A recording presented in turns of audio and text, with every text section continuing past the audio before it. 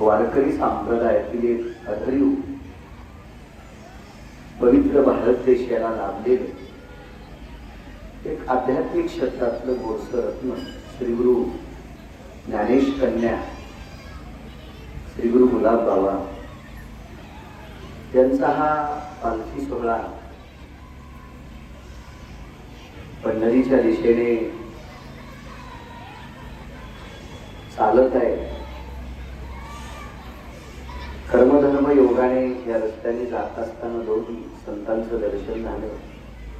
श्री गुरु गुलाब बाबा, श्री गुरु गजानन बाबा.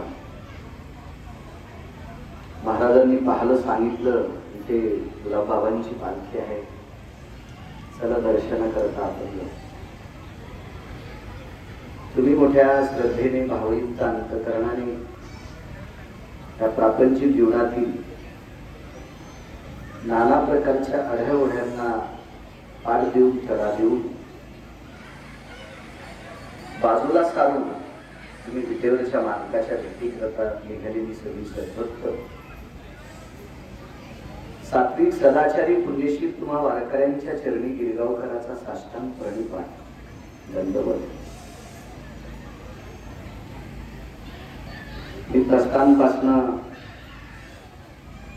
आळंदी पंढरी काही चालतोच नित्याप्रमाणे, पण योगायोगाने दरवर्षी सद्गुरु गजानन महाराजांच्या दर्शनासाठी एक दिवसाकरता येत असतो एखाद्या ठिकाणी योगाला.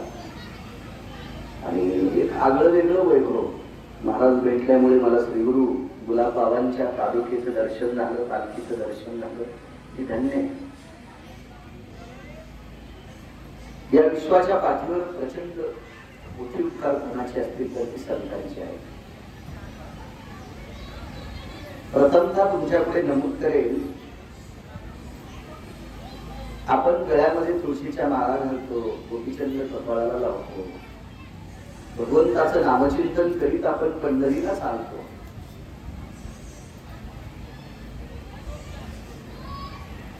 हा झाला आपल्या शरीराचा गोडसा कर्मकाल. पण हे करायला भाग पाडणे किंवा शिकवणे आपण हे करतो, याच्या पाठीमागे प्रचंड उपकार कोणाचे असतील तर ती संतांची आहे. ज्ञानोबाराय, तुकोबाराय, नामदेवराय, चोखोबाराय, नाथबाबा, सावता महाराज, सेना महाराज, गोरोबा काका आदी करून अष्टादश संत या वारकरी संप्रदायातील आधारीव संतांच्या नंतर प्रांतीय संत झाले. प्रत्येक प्रांतामध्ये ज्या त्या प्रांतातल्या लोकांना दिशा देण्यासाठी, आपल्या धर्माचं मार्गदर्शन करण्यासाठी, आपल्या संस्कृतीचं मार्गदर्शन करण्यासाठी, नामाचा प्रचार करण्यासाठी विटेवरच्या मालकांनी आणि काशीतल्या मालकांनी ज्या त्या प्रांतामध्ये तशी सत्पुरुष पाठवली. तशी सत्पुरुष वेदरूपी वृक्षाला लाभलेलं हे रत्नजडित फळ वारकरी संप्रदायातलं श्री गुरु गुलाब बाबा यांचे आपलं प्रचंड उपकार आहे. ज्ञानेश्वरी ज्याच्या त्याच्या मतानं जो तो मांडत असेल, त्या ओळीचा अर्थ आपोआपल्या मतानुसार मांडत असेल, पण ग्रंथराज ज्ञानेश्वरी काय आहे हे गुलाब बाबांचं चरित्र वाचीला कळेल की ज्ञानोबाराय काय आहे. विश्वाच्या पाठीवर महाराष्ट्राच्या मातीमध्ये घराघरात शुद्धांतकरणी लोकांच्या अंतकरणामध्ये अधिराज्य निर्माण करणारी संत सद्गुरु गुलाब बाबा. गोडसा प्रचार ग्रंथराज ज्ञानेश्वरीचा सर्वांच्या अंतकरणामध्ये रुजवला. या सत्पुरुषांची आपल्यावर उपकार आहे, कृपा आहे. वाटचालीचं प्रवचन आहे, जास्त वेळ तुमचा घेणार नाही. देवही उपकार करतो, आई वडीलही उपकार करतात आणि संतही उपकार करतात. उपकाराची यादी पाहिली तर झाडाची सुद्धा उपकार आहे. आपण पालखी सोहळ्यात चालत असताना पाऊस पडत असताना थोडासा त्रास होतो, अंग भिजतंय, पण त्या वरुणाचे सुद्धा प्रचंड उपकार आहे. या वरुणानं आपल्यावर उपकार केले म्हणून आपल्याला पायी चालत असताना प्रत्येक मुक्कामी दुपारी सकाळी आपल्या या ईदभर पोटाची खळगी भरण्यासाठी आपल्याला पसार पोंगा अन्न कोणीतरी देते, ती वरुणाची कृपा आहे.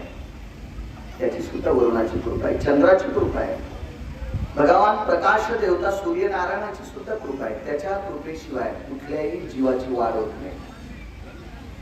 एखादी काही अशी आजार असतात की डॉक्टर सांगतात तुम्ही सूर्यप्रकाशात पहाटे पहाटे अंगाला तेल लावून उघड बसा, जेणेकरून तुमची पाठ शेकावी, चेहरा शेकावा, हात शेकावी, डोक्याला साजूक प्रकाश लागावा, की जेणेकरून तुमच्या शरीरातले काही दोष निघून जातील. की सूर्यप्रकाशात टाकतात. बघता वृक्षाची वाढ सुद्धा त्याच्याच प्रकाशाने होते. पण या प्रत्येक तरुला फलधारणेसाठी चंद्राच्या प्रकाशाची अत्यंत गरज असते. म्हणजे चंद्राचे सुद्धा उपकार आहेत, सूर्यनारायणाचे सुद्धा उपकार आहेत, वरुणाचे सुद्धा उपकार आहेत, पृथ्वीचे सुद्धा उपकार आहेत, झाडांचे सुद्धा उपकार आहेत, देवाचे उपकार आहेत, आई वडिलाचे उपकार आहेत. पण ही सर्व उपकार संतांच्या उपकाराच्या पुढे गौण आहेत. सर्व संत देवाच्या नावाचा जरी उदो करत असतील तरी पण उपकाराच्या बाबतीत देव संतांच्या कितीतरी पाठीमागे आहे.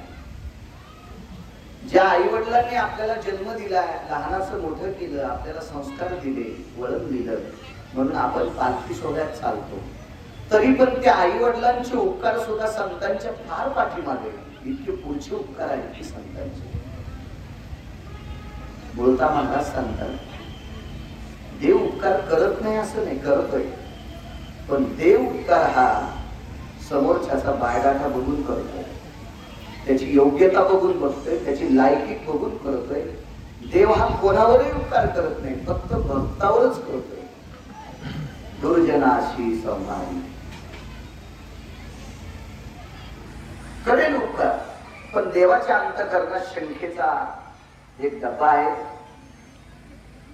तो डब्बा त्याचा सारखा मुतुकत असतो आणि अनाचारी, दुराचारी, दुष्ट, धर्मद्वेषी अशा लोकांवर तर देव उपकार करत नाही. हा देवाचा भाग झाला. जर उपकार देवानं कोणावरही केले असते तर पांडव राज्यावर बसले नसते, कौरव कायम राजे राहिले असते. भक्तावर उपकार करतो. आई वडिलाचा जर पुरावा पाहायला गेलं तर विश्वातले कुठले कोणाचे आई वडील असू दे, जेवढं प्रेम स्वतःच्या लेकरावर करतात तितकं शेजाऱ्याच्या लेकरावर करत नाही. आपुलियाचा कळवळा आणि का बाळावरी नाही. जेवढं प्रेम, जेवढा उपकार त्याच्यासाठी संपूर्ण गोष्टीची आटापिटा जीवनाची करतो, ती फक्त आपल्या स्वतःच्या लेकरांनी करतो, दुसऱ्याचे करत नाही. हे आई वडिलांचे उपकार. पण संतांच्या बाबतीत पाहायला झालं तर देव फक्त भक्तावर उपकार करतो, आई वडील स्वतःच्या लेकरावर उपकार करतात आणि संत दुष्टाला आपल्यासारखं करतात. आपण सारिखे करीती तात्काळ नाही काळ वेळ तयार. वाल्याचे वाल्मिक झाले, वाल्मिकाचे वाल्मिक ऋषी झाले आणि नुसते ऋषी म्हणून नाही तर महर्षी झाले. तर एका जीवनभर दिसलेल्या व्यक्तीकडचं द्रव्य हिसकाटून त्याची हिंसा करून, त्याची हत्या करून, त्याचा शेवट करून जीवन जगणारा व्यक्ती महर्षी होतो.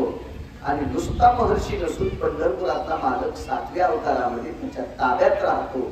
मर्यादा पुरुषोत्तम रामचंद्र त्या महर्षींच्या ताब्यात राहतात. मग या व्यक्तीला एवढा अधिकारी बनवणं ही देवर्षी नारदांची ताकद आहे. म्हणून संत एवढी मोठी करू शकतात.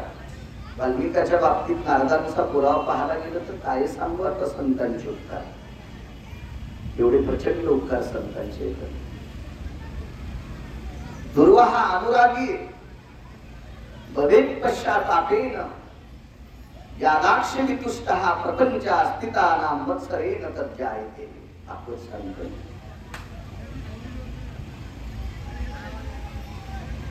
सावत्र मातेच्या थोड्याशा त्रासाला कंटाळून देवाची विषयीची शुद्ध भावना अंतःकरणात ठेवून घराचा त्याग करून जो वनात जातो त्या पवित्र वनाला मधु नावाचं अरण्य म्हणतात. आणि एका कोमार अवस्थेमध्ये एक सगळ्या गोष्टीला प्रापंचिक जीवनातल्या ह्या सर्व विषय राजाश्रयाला राजघराण्यातला व्यक्ती होतो, त्याग करून जंगलात जातो आणि देवाची प्राप्ती करून घेतो. याला एकमेव नारदांची कृपा आहे. या टोकाला, या अधिकाराला जरी कोणी पोचत असतील तर ही नारदांची कृपा आहे. आपण पंढरीला जातो. या पंढरीला आपण महाराष्ट्रातले जात असतो, हे हरकत नाही, आपल्याला याच्यात काही नवल नाही आणि आपण असं फारसं त्याचा हावभाव सुद्धा. पंढरीला दुसऱ्या राज्यातले आचार्य, शास्त्री, पंडित, वेदांती, ही मोठी मोठी अभ्यासक संप्रदायातली की ज्यांची ग्रंथ वाचता वाचता बोटाची कांडे उघडली, अशी लोक कबीरांच्या सोबत पंढरीला आली आणि पंढरीला साध्वी जनाबाईंचा अधिकार पाहला कबीरांच्या संगतीत. आणि आचार्य लोकांनी हाताची बोट तोंडात घातली.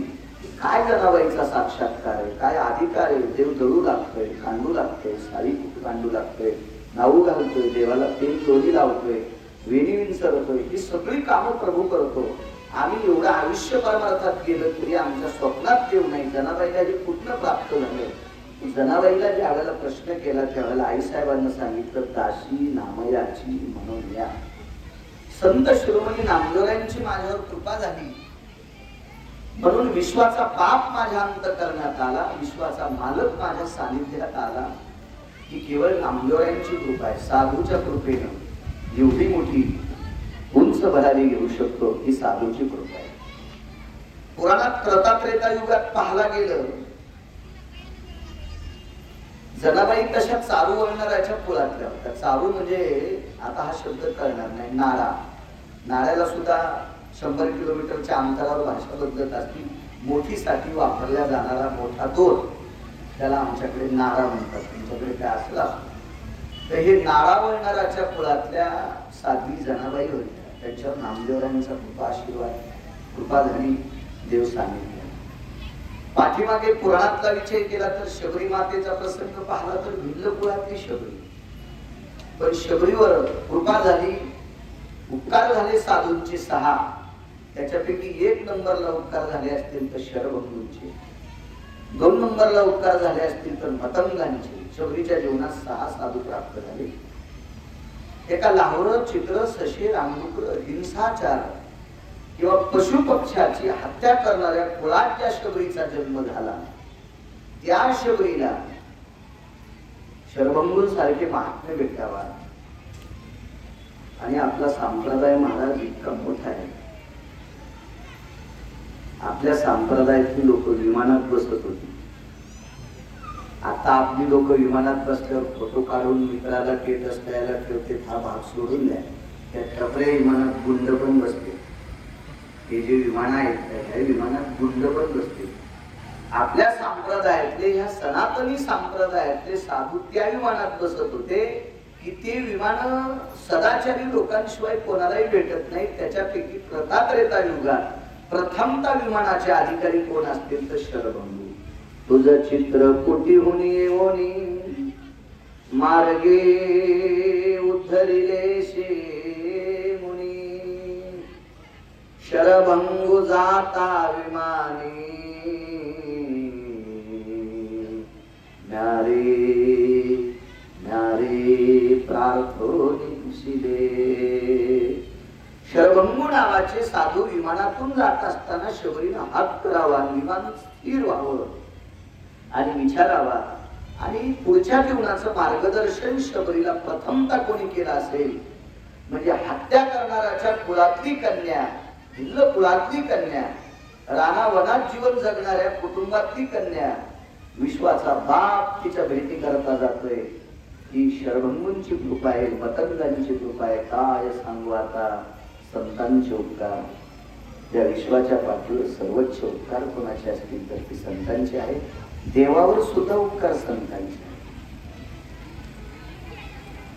महाराज ज्ञानोबाराय, तुकोबाराय, नामदेवराय, चोखोबाराय, नाथबाबा ही ज्यांनी पाहिली, ज्यांनी त्यांचं ऐकलं ती पुण्यवान लोक. पण हे पुढे करण्यासाठी आपण आपल्यासाठी गुलाब बाबा आले. ही लोक जर पुढे अवतारी झाली नसती तर आपल्याला ज्ञानेश्वरी कळाली नसती, आपल्याला गाथा कळाला नसता. म्हणून देवाला सुद्धा मोठं करण्याची ताकद संतात. आमुची आ भावे तुझ देव पण एका विसरो निराशी राहाशी, किंवा कुळीची हे कुलदेवी केली ठावी संतांनी. देवाला सुद्धा मोठं करण्याची ताकद संतात आहे.